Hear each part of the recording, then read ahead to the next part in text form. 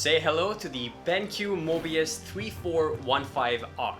This is a beautiful curved 1440p resolution, 144Hz refresh rate gaming monitor with some pretty impressive specs. Let's talk about it.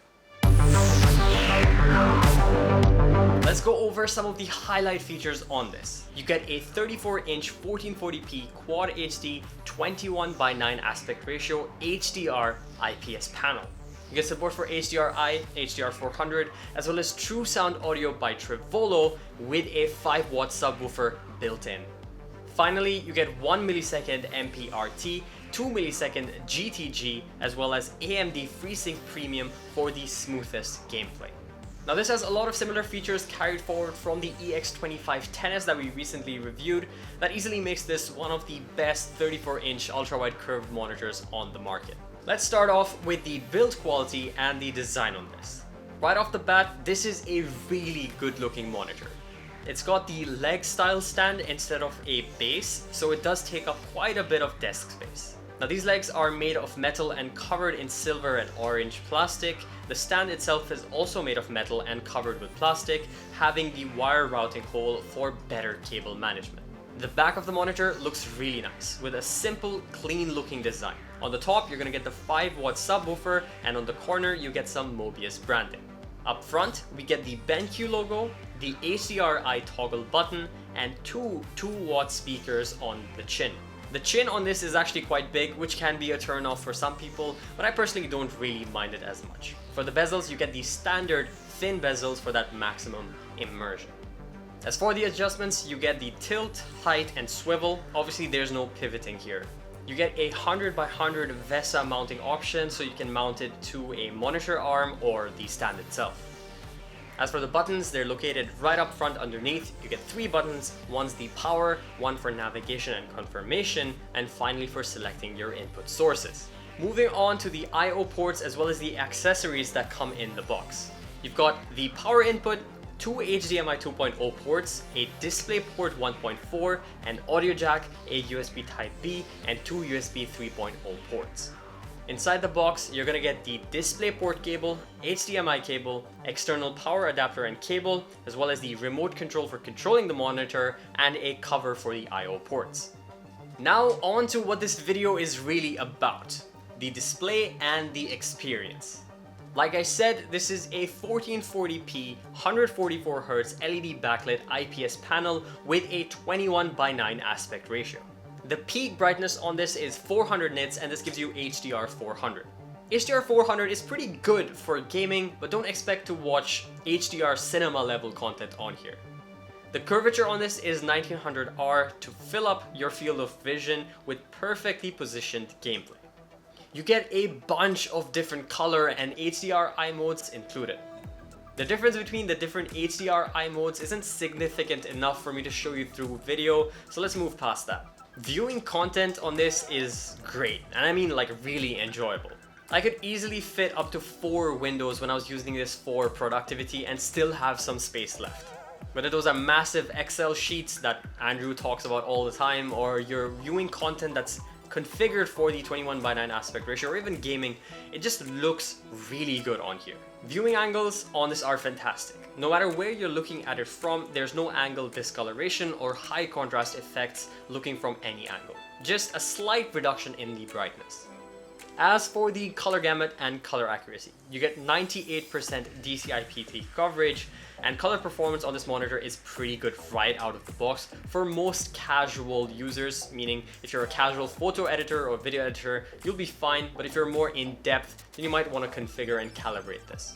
Out of the box, the colors are really nice and punchy, very vibrant, very inviting actually, and it's like color accurate but with slight vibrance boost to it. I mean, I really liked it, especially when it comes to things like gaming. Pretty enjoyable. You can obviously select the different color modes. I personally ended up using sRGB for most of my testing and usage because it looked the best, as well as having the best contrast levels, but obviously all of this can very easily be customized using the remote control and the monitor itself. Of course, this also carries forward the BI Plus technology that you find on BenQ monitors, which is the Brightness Intelligence Plus feature that allows it to control the brightness or dimness of the monitor based on your ambient lighting. So if you're someone who plays a lot of games during the day and the night, this is really great for you. Speaking of gaming, how is the gaming performance on this ultra-wide monitor? Now, compared to everything else we talked about earlier, the gaming is where this really excels. In terms of the response time and how it feels to play on here, I can actually compare it to the DIAC technology that you can find on the much higher end Zowie monitors. Those are dedicated towards competitive gaming with high refresh rates, 240Hz, 360Hz. The fact that I can even compare this to those competitive monitors is pretty impressive. Now, of course, this does not have the DIAC technology, at least it's not advertised, but it does have the blur reduction, which is what maybe is kind of similar to that, and it actually feels really good. I was very impressed by that.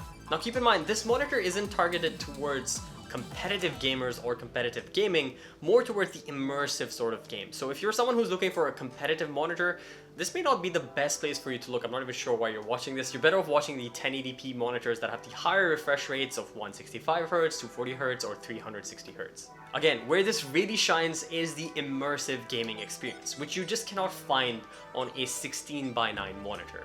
So if you're playing games that are designed for that ultra-wide view, especially games where there's a lot of exploring, first-person games, this feels amazing. I played games like Far Cry, Horizon, Flight Simulator. All of those felt next level, unbelievable. Given the curvature of this and how wide this is, I really felt way more immersed in the games than I expected to. This is one of the first times I've really sat down and experienced a curved ultra-wide monitor, and I have to say, really great experience. But again, keep in mind, if you have something like the PS5 or consoles that don't support ultra-wide, or there's some games that haven't been properly configured for the 21:9 aspect ratio, you will get those annoying black bars on the sides, which can be a little bit annoying. But yeah, it is what it is. If games are optimized for ultra-wide, huge treat. Another thing that this carries forward that I really like is the black equalizer. Basically brings up your black point with a wider range, so you can get rid of those pesky shadow campers and find them hiding in there and kill them. But it's pretty great. So yeah, you can get a wider range of the darker shadows, black points, bring them up so that you have a proper, well-balanced exposure throughout. Finally, of course, this also does come with AMD FreeSync Premium to get rid of any screen tearing. Okay, on to something I don't usually put a lot of emphasis on, which is the sound quality on this monitor.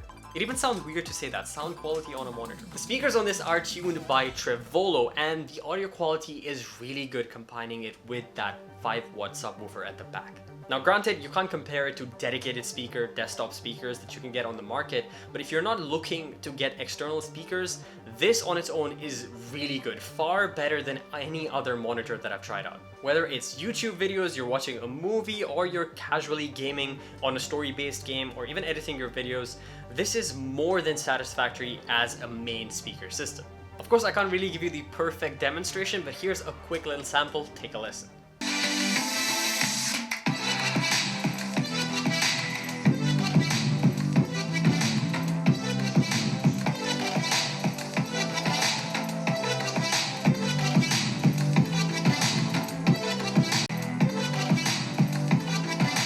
My favorite modes personally were the SPG and the Pop Live audio modes. I feel like they sounded the most full and balanced all throughout.